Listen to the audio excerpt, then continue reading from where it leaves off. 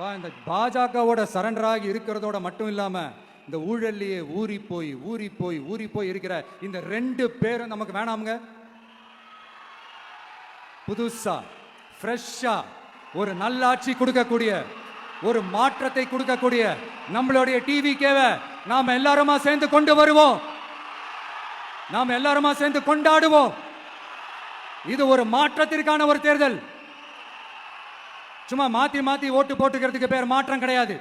புதுசா ஃப்ரெஷ்ஷா ஒருத்தவங்களை கொண்டு வரதுக்கு பேர் தான் அந்த மாற்றம்.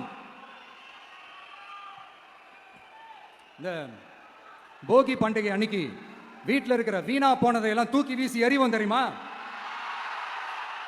அந்த மாதிரி இந்த தேர்தலில் 75 வருஷ பவள விழா பாப்பாவையும் 55 வருஷ பல்லாங்குழி பாப்பாவையும் தூக்கி வீசி எறிவோமா? ஒரு நியூ கவர்னன்ஸ், ஒரு குட் கவர்னன்ஸ் ஒன்று கொண்டு வரலாமா?